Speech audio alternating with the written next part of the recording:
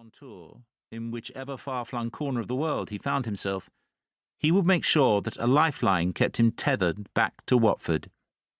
In those long-ago pre-internet days, this involved him sitting in his hotel suite with a phone pressed to his ear whenever a match was going on. One of the first things Elton did when he bought the club was to install Graham Taylor as manager.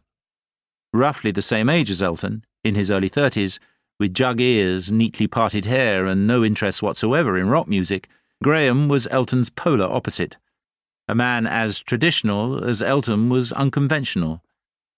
Yet the two of them soon formed an indissoluble bond. Both would have an enormous effect on each other's lives, and with this unlikely pair at the helm, Watford did something that no one could have predicted. They began to rise out of the depths. Once they'd started, there was no stopping them. As Watford started their remarkable ascent, so something else happened, something equally unpredictable. The town began to get its heart back. Both Elton and Graham believed passionately that a town's morale was closely tied to the fortunes of its football team.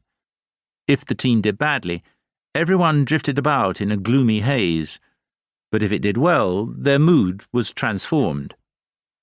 Sure enough, for the first time in history, people went around actually boasting of coming from Watford.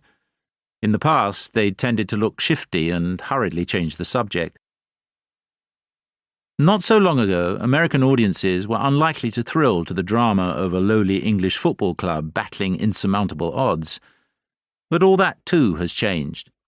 It's not just Welcome to Wrexham that has transformed people's attitudes.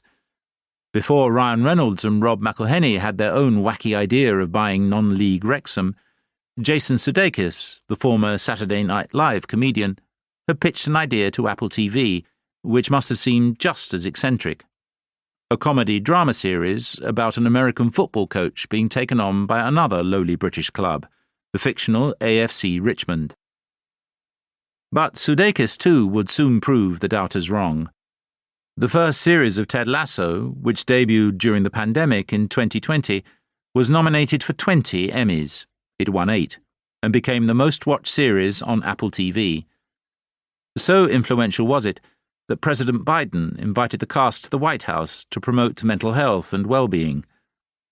By the time the third season went out, every other American you encountered seemed to be discussing the personalities of the Ted Lasso cast and speculating as to what would happen in the next episode. What these three stories have in common is that they are all fairy tales, a throwback to a more innocent age, in which virtue triumphs and apparently insoluble social problems suddenly don't seem so insoluble after all. But in the case of Watford, there's rather more to it than that. One of the things that most appealed to me when I began to research the book is that the story of Watford FC may be a fairy tale, but it's a fairy tale set against a starkly realistic backdrop. As Elton well remembers, England in the late 1970s was a grim and forbidding place.